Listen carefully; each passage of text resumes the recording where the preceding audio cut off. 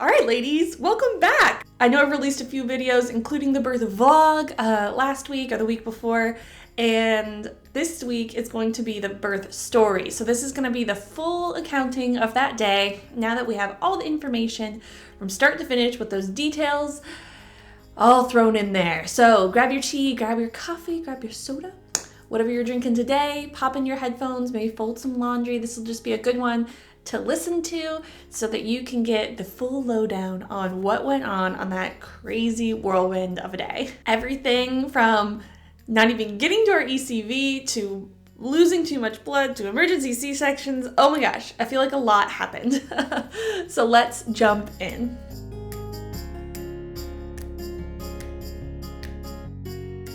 I built out a little timeline on my phone, so if you see me looking down, that's what I'm doing, just so that it all stays accurate, because I mentioned this in the birth vlog, but it all kind of started to blur together a little bit, once sleep deprivation sets in. There's no real night and day. So we start on May 11th at 6:30 in the morning. We were at the daycare to drop off Evangeline because we needed to be at the hospital at 7 a.m. to check in for our ECV, which was supposed to happen at 7:30. Drop her off, go to the hospital, go to check in at the front desk, and they tell me, your appointment's not till 11.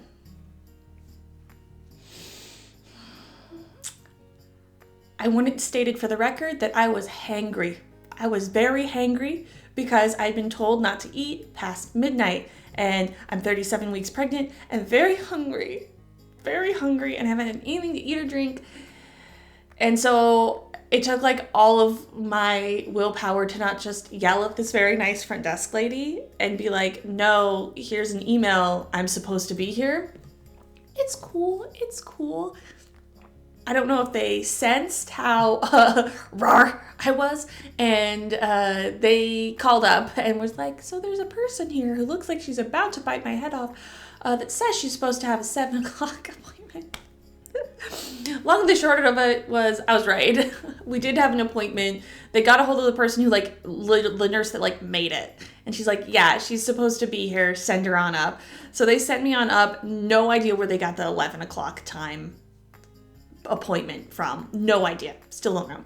They sent me on up and we sat there for a while. Then we got taken back to ultrasound because we needed to have a biophysical profile and essentially a growth scan done before they could perform this ECV. If this is the first video you're tuning into, please go check out my pregnancy updates, where you can see the tumultuous events that led to me needing an ECV. But essentially, this procedure is meant to turn the baby that's breech. They're gonna give you a muscle relaxant, push on your belly, try to turn the baby into breech. But it was not my only problem throughout this pregnancy. So getting this procedure and it working was only gonna solve one of my multitude of issues. Again, go check out my pregnancy updates for the lowdown on that. But we got into the ultrasound room and it was a student tech that was doing the ultrasound, and I was trying to tell her the whole time, because I could tell she was starting to get frustrated, or not frustrated, but concerned that she couldn't get the measurement she needed. I was like, don't worry, he's been about every ultrasound. It's not just you, he's really difficult. It's okay, you got this. And her supervisor tech person was over there doing documentation and stuff. So I was watching the screen during all of this, and I could see that his measurements were coming up short. 35 weeks and something, 34 weeks and some days on different measurements. And she kept redoing them, obviously knowing how pregnant I was and knowing the measurements were coming up short. But I was paying attention to the femur measurements and that head circumference measurements and knowing that they're showing up, too small. But I didn't know how small was too small. I hadn't looked at the charts to know, what percentile equals what day or whatever. I hadn't looked. So we go through all of that, and then he fails to practice breathing again.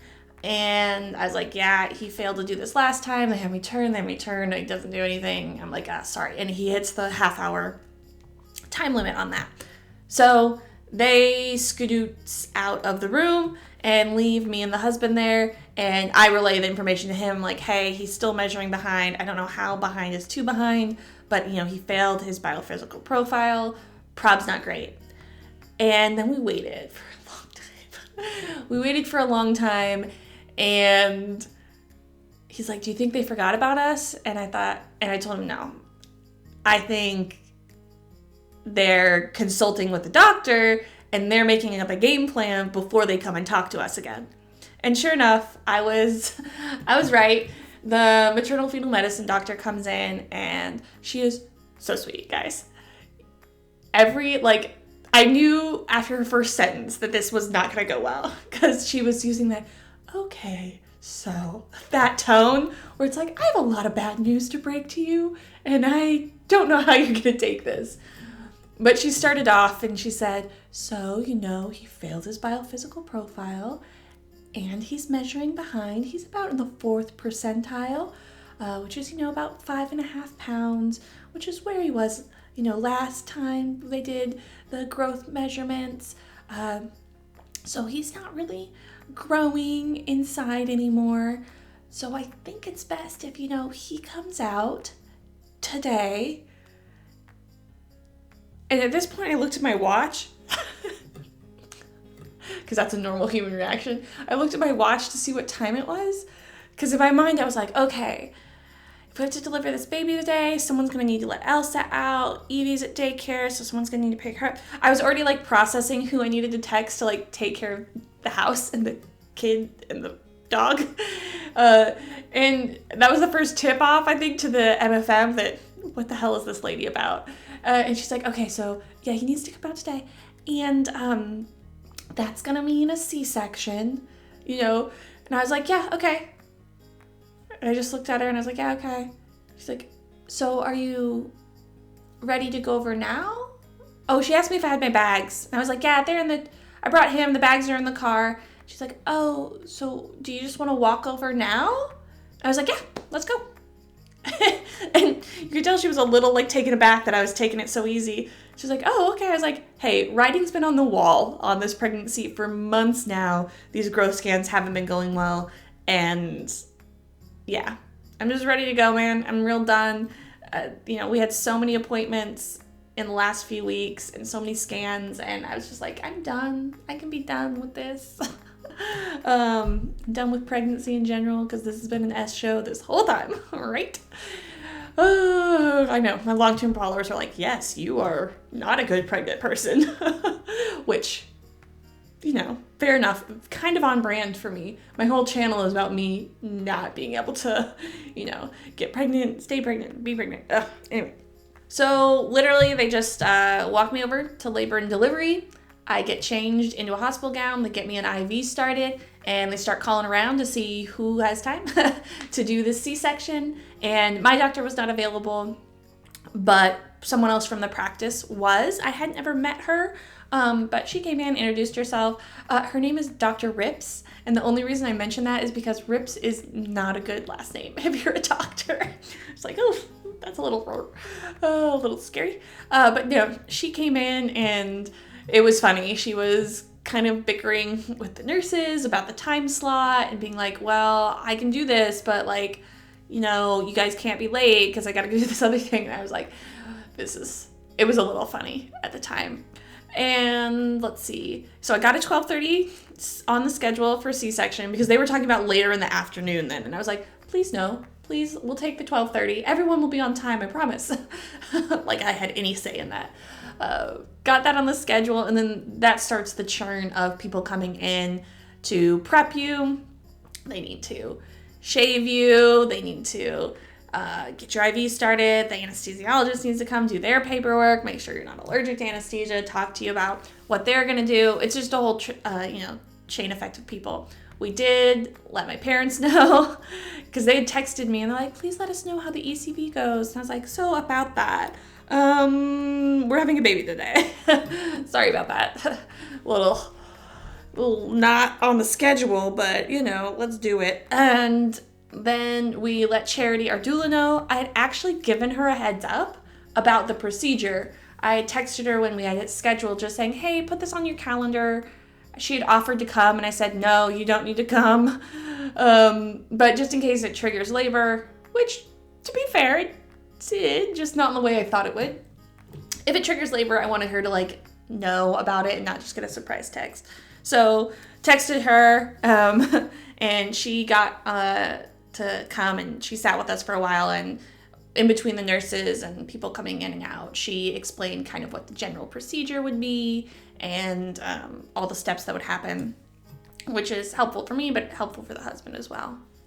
So a little before 12:30, they walked me back to the OR, and I have been in ORs, unfortunately, several times, so that isn't as, it wasn't as shocking to me. I think the first time I walked into an OR, I was like, whoa, this is really weird. There's so many people and lights, and I think the weirdest thing that struck me the first time I was in OR is that, all the staff is just talking about random S and, not what they're about to do, because it's their job. It's why would they be talking about what they're about to do? They do it all the time, but they're always talking about their kids and camps and stuff like that. And this was no different. They were talking about their life and kids going to school and what they're majoring in, Anyway, so I walk back to the OR, and an anesthesiologist resident, who was really kind. I'll get to that, but he's really kind, placed my spinal block, and it wasn't that bad. It's the same placing an epidural, except it's just a kind of one-time thing instead of having a catheter placed. And the benefit of that is that it wears off a lot quicker than an epidural. So that when you have a real short time frame like this, like a C-section, where you need those pain meds, then it has that benefit of not taking so long. So he placed that.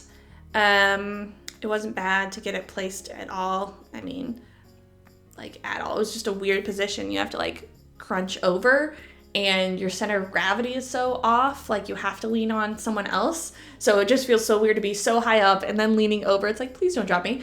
That was my main concern that whole time. Please don't drop me.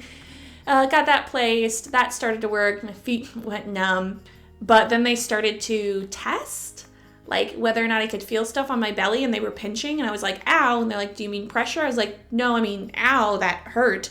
And so then the actual anesthesiologist came over and was like, uh-oh, and started to fix it. Essentially what had happened is the medicine had pooled in my feet and wasn't circulating around like it should have. So they literally just tipped me back on the OR table and lifted it up and had me cough, which evidently helps circulate the medicine. And until I couldn't feel it again, but my feet had gone totally numb. I couldn't wiggle them at all. And he's like, oh, that's too much down there. So got that all done. But my doula said that she was starting to get worried. She was waiting, with the husband, and she's like, this is taking too long. And so when I told her that, yeah, my medicine wasn't working right, she's like, oh, okay, that explains why that took so long. I was like, yeah, sorry, causing trouble from the beginning. The spinal does require you to get a catheter, and it did feel like pins and needles as things went numb, but like I said, other than that, wasn't bad to get it placed. Once I was completely numb, they brought the husband back. There was only allowed one support person in the OR, so Charity stayed in the waiting room until the whole procedure was done, but he got to come in. Then they started the procedure, and it was just a lot of pressure. It was a lot of pressure, partially because he was in the wrong space. He's folded, he's in the wrong place. He was just, not in a birthing position, and that made the C-section even harder. Luckily, as moments got really overwhelming, I don't know if it's because the medicine wasn't as effective as it should have been, but there were some overwhelming moments in there as far as the amount of pressure, not pain, just real discomfort that I felt. But the anesthesiologist resident, like I said, was such a champion, and he was like, okay, 60 more seconds, 10 more seconds. He was looking over the curtain, knowing where they were in the procedure to tell me how much longer I was going to feel that. And, reminded me to focus on my breathing. And that really, really helped, because there was definitely quite a few overwhelming moments. And I think there was some before and after he was born, but that's all a little fuzzy. But like I said, that he was there to really coach me through it. And that really helped me. Yeah, I can take this for 10 more seconds. But knowing was so helpful. But they finally got him out, and he cried instantly. And it is one of the just small blessings of this whole day was he didn't make me wait, for him to cry. He came out, and I felt that pressure release, and he screeched immediately. And it was just such a sense of relief. And it was weirdly so similar to when Evangeline was born and they handed her to me. Just that sense of relief of, we're done, or we've won. We've won this battle against infertility. We've won this battle against all these odds. Like, it was so weird that it was so reminiscent and so the same, even though it was completely different circumstances, to, Evangeline's adoption and him being born. Like, it was shocking almost that it was that same exact feeling. So he screeched and they took him over to the incubator, and the husband went over to obviously go see him. And he was born at 12:56 p.m. on May 11th, weighing in at 5 pounds, 14 ounces. Of the next few events are all a little blurry, so bear with me, but husband went over and got to see him, and they got him cleaned up, and I could just see his hands and feet sticking out of the incubator. I couldn't see all the way, but at one point I tried to sit up to get a better view, which obviously I couldn't because I'm completely numb. But evidently I held my breath while I did that to try to do a crunch up and set off all the monitors. The anesthesiologist came over. He's like, your O2 dropped really suddenly. And I was like, sorry, because I obviously looked fine, I wasn't dying. And I was like, I tried to sit up. I'm sorry. I held my breath. And he's like, oh, okay. Stop that, please. At some point I cried a little, not a lot. Again, it was mostly just that relief. They got him bundled up, and the husband got to bring him over so that I could see him. But I was getting really shaky and really nauseous, which is totally normal after birth. The anesthesiologist on it gave me the anti-nausea stuff, but I was just shaking. That's just the hormone shift. That's just the blood loss. I lost around 800 milliliters of blood. That's important later. Why? That's important. But I lost some blood by shaking. So I didn't do skin to skin in the OR. I was just not feeling stable enough for that. But I got to see him, which was really nice. Then after that, they rolled the baby out, and the husband went with him, and then they finished closing me up, taking out the placenta, which did have a marginal cord insertion, by the by, and finished getting me closed up. I was going to say sewn up, but actually they used dissolvable staples, again, important later, to close me up. And I did okay through all that, and then they rolled me out, and we all met up in the hallway and rolled out to the PACU to recover. So that was around 2 p.m. when we hit the PACU, maybe a little before that.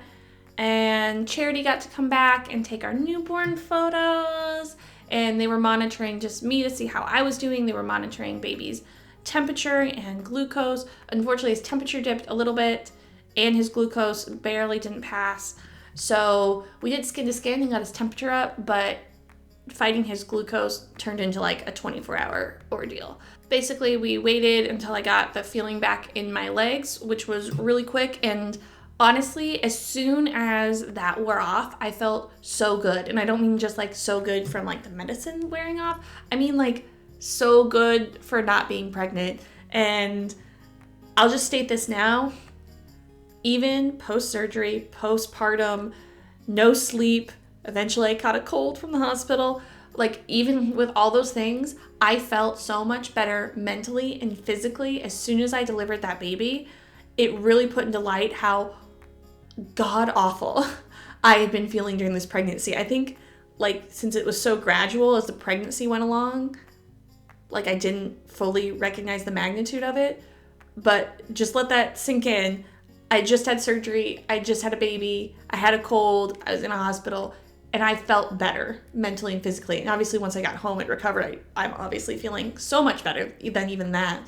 But it was a marked change where I was like, oh my God, I've been feeling so bad. I didn't realize how bad it had gotten. So I was just really thankful to not be pregnant anymore. Very thankful. I did really well after a C-section. All the nurses and Charity kept being like, you're doing really well. And I was like, okay, I don't know what to tell you. Again, just happy not to be pregnant, I think. Did really well. I eventually got to eat and drink. But before that, I can't remember. I was trying to breastfeed Kingsley, and there was just a lot happening. And I had gotten a little flustered, and the husband was eating peanuts. And I just dead stared at him, and I said, put those away.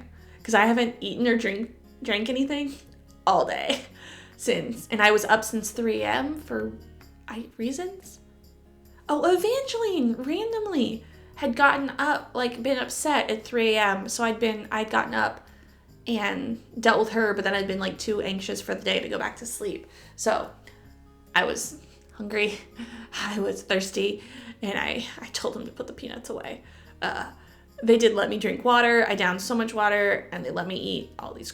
Oh, they didn't let me eat in there, but I had water. And then I finally was like, okay, you can have like your peanuts back, because I've had at least water. It was just a bit much. It made Charity laugh. I was like, it was all a little bit much, him eating the peanuts and me being starving and thirsty and just out of surgery. It was a bit much. As soon as the feeling came back in my legs and I was able to drink water and we were all more or less good, they shipped us off to mom and baby. That was around 4-ish p.m. The rest of that day was mostly uneventful. It was just making sure everybody knew that we had a baby, lots of cuddles, continued glucose tests. We did supplement with formula. They did not push it on me at all, but when they offered it to me, I was like, yes. We played this glucose game and the weight gain game with Evangeline, and I was not in it for this again. I said, yep, I'd much rather supplement, get his glucose up and his weight up right away so we don't have to worry about it. But we passed one, failed one, passed one, failed one over the next 24 hours. And once you fail one, you need a solid one and then 3 more after that. So every time you fail, it's 4 more heel pricks, and it's just so awful. And it's, every hour. So it's getting someone in your room like all the time. Ugh, do not recommend. Real quick, trigger warning, if blood's not your jam, like, skip to that time. Sorry. Everything was fine until like 1 a.m., 1:30. I was talking to a husband, and all of a sudden I felt this like gush of blood, but like more like solid, I guess is a way to say it. And they have you postpartum just like sitting on essentially puppy pads, and so I was like, that's a lot, and I just felt really wet at that point, wet and uncomfortable. And like I said, there's like what I now know are blood clots just chilling there, so it was like very uncomfortable. And I sat there for a moment, and I almost didn't say anything to anyone. And in my mind, I was going through this logic. I was like, I don't know. I don't want to be a bother. I know you bleed postpartum, but I don't know how much, because I've never been postpartum before, or, full-term postpartum. And so, I don't know. Maybe this is normal. I really don't want to bother anyone. But what if I'm, like, hemorrhaging? Would I sit here and hemorrhage and not make a big deal out about it? That feels really on brand. I should probably let someone know. So then I looked over to the husband, and totally unprovoked, I was like, can you hit the nurse's call button? I'm bleeding a lot. Which, for the record, if you want to freak out your partner, that's a great way to do it. So he hits the nurse's call button and tells them that, hey, she says she's lost blood, don't know what's going on here. And then my normal nurse comes in, and it's really nice, but clearly she gets all these type of calls all the time, and it's perfectly fine. And I'm downplaying it, being like, hey, I just don't know what's normal, so I wanted you to check. I figured it was better to check. She's like, it's always better if we check. So she pulls back the sheets, takes like one look at me, and gets her little walkie-talkie cell phone thing out, and was like, I'm gonna need help in 27. Oops. Now I'm causing trouble for sure. So the head nurse comes in, and they fuss over me because I've lost too much blood, essentially. And they come in and they do those damn uterine massages, which, ouch, ouch, ouch, ouch, ouch, ouch. Those hurt. This breathe in, breathe out, and I'm going to push on your uterus. And every time they're doing that, I'm just feeling blood like come out. They are feeling and they're being really thorough because they want to make sure that like nothing got left behind or anything. But they're like, it's still just actively bleeding, like it won't stop. And then they measure how much I've lost, and in that batch, that portion, I'd lost 350 milliliters. And then subsequently, later on, I'll lose more. They'll weigh that out. That's another 100. And I continue to pass more clots and stuff throughout the rest of the day that they didn't weigh. So I've lost at least 1,200 milliliters of blood at this point. I know by the end of it, I've lost probably closer to 1,500. But getting back to the present, they get me all cleaned up. They tell me, Paige, if anything like this happens again, And I guess I fall asleep after that. Yeah, I must have fallen asleep for a hot minute. But then the nurse comes back in and she's like, the doctor wants you to take Cytotec to stop the bleeding. I'm like, cool, fine, sounds great.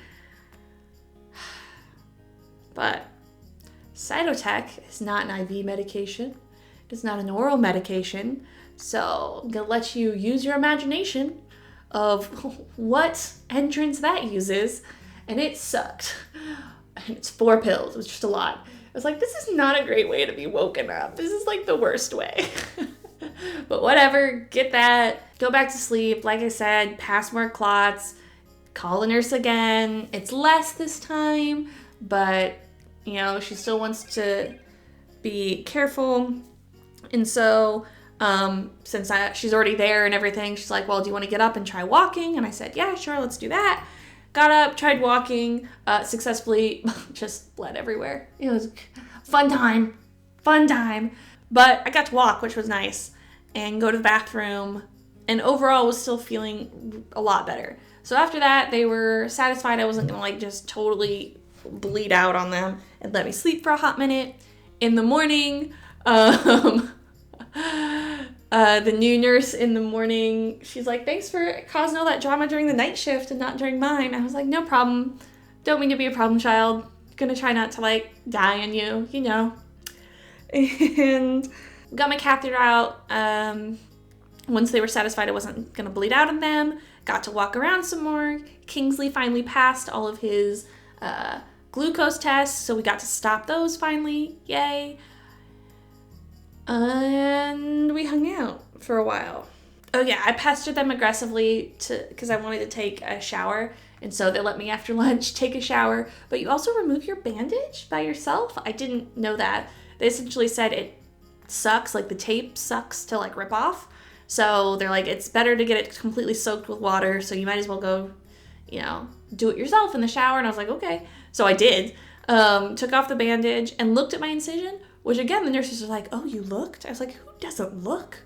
Like, I want to know what's happening.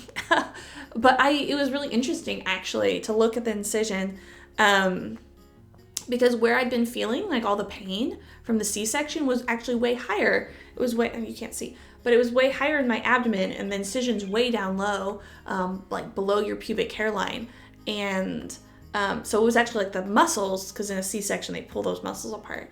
That was what was hurting, and the incision didn't really hurt at all. And frankly, it took me a hot minute to even find the incision because it was already like healing so well. I mean, it's just a tiny red line, and now it's like, again, just, it's not even like visually you can see it. It's more like you can feel it because it's even 3 weeks postpartum, I have like the staples that are internal, but they cause a ridge against your skin until they dissolve. So like right now you can feel it more than you can see it, even, you know, a few weeks out. So my point is, like, don't be afraid of that incision because it's like really minimal. And at least my doctor did a fabulous job in closing me back up. And I took my 24-hour postpartum bump shot, so you can check that out in the vlog. And then I'm also going to have a video where I've been doing belly updates at every week mark, because I just like it for the like sake of documenting. That's why I shared my weight through all of this too. Like, I just like it for the sake of having data. I find it fascinating. I'm certainly not being like super fit and like trying to like get back to my pre-pregnancy size. Again, I just like documenting it. Kingsley got his bath. He got his hearing test. He got his cardio test. Did great through all that. Frankly, he'd been doing great through all of this, minus breastfeeding, which just didn't work for us for a few reasons. He was small, he was early, he was a C-section baby, and I have PCOS, and kind of like all of those things just like came together to make it not super work for us. We did successfully breastfeed a few times, but more or less I've been exclusively pumping, and I'm coming up on my goal of breastfeeding, or you know, providing breast milk for a month, and then I'm going to call it quits because I hate pumping. I do. And that first month is definitely the most important time to help out their immune system while it's still getting established. So I am happy that I met my goal of 1 month. But pumping is really not for me. Really hate it. And his breastfeeding is still just not there. I mean, it's like once every few days we might be successful. So no worries there. I'm just more happy that he's been growing really successfully. And then we get to, move on. He's been really healthy. It's been great. I showered, I ate, and then I started plotting my breakout. I talked to the pediatrician first, and I was like, hey, can we get out tomorrow? And he's like, well, I don't want you to go a whole week without having him weighed since he's so tiny. But there's no reason to keep you here. If you come in on Friday, I'll let you out. And I was like, done. Shake on it, sir. Deal. I'll bring him in on Friday because we gave birth on a Tuesday. I was like, I'll do it. And then the OBGYN comes in, and I was like, yeah. And she was so nice, by the way. It was my OB who's been with us this whole time. And I think she was just so happy for us because it's been, several years for her that she's been, hoping that we can be pregnant successfully. And so it was really nice. So I talked to her for a little bit, and she checked on me and was like, good job. Like, don't die, please. Stop bleeding out. And I was like, working on it. And I was like, hey, but can I go? And she's like, well, you're not symptomatic of not having all this blood. So yeah, sure, go for it. I was like, awesome, cool. And then I talked to the nurse, and I was like, hey, what do I need to do to get out tomorrow? And she's like, well, you have to finish these like parenting lesson things on the TV. And I was like, done. So with my little deals made, we got through that night, and in the AM of that second day on April 13th, I finished my trainings and I ate my breakfast, and I was like, hey, can I get out? And the nurse was kind of taken aback, and she's like, right, like, do you need out like right now? I was like, no, you can let me out at normal discharge times. I just went on the schedule. And she's like, okay, we'll let you out around 1. And they did. I got out of there in just 2 nights with my tiny little baby, who only lost about an ounce while he was at the hospital, which is really good. And we loaded him in the car seat, which was ridiculous. He is so tiny. Like, you load him in the car seat, and there's just like no strap. It's just like the little plastic pieces on the strap and then the buckle, and that's all because he was so tiny. But loaded him in, went home, got me something to eat, and the rest is history, man. We've been just in that kind of newborn haze for the last 3 weeks. And I have to say, my birth story was nothing like I planned. I mean, I planned for everything, so maybe it was kind of in the plan. It certainly wasn't what I had hoped for in an ideal situation, but it wasn't something that totally caught me off guard. And if the last 4 years has taught me anything, it's to be flexible and take the news you get and just make an educated decision based on what you get right then. And don't get hung up too much on the plan because inevitably it is going to get ruined. So I am frustrated that it was a C-section just because of the recovery, which is what I said before my birth plan. It has frustrated me exactly like I thought it would with me not being able to do as much, but Kingsley has been such a good baby, just so easy and so cute. So I can't complain all that much, and I am just so happy again not to be pregnant. Just the mental shift, the physical shift is in such a positive direction that I am incredibly thankful for that as well, and to be done for a little while with making babies. So I wanted to give a shout out to you, say thank you to all the ladies that have been following me for so long. I know this was a big moment for all of you too. I've been there with other people that I follow on YouTube. It does just count as a win for everyone. So, okay. Oh my gosh, I got through all this without crying until I got to that part. Okay. So thank you for watching. If you're new, consider subscribing. Consider going through and watching some of my old content since it has a happy ending. And as always, ladies, keep on fighting.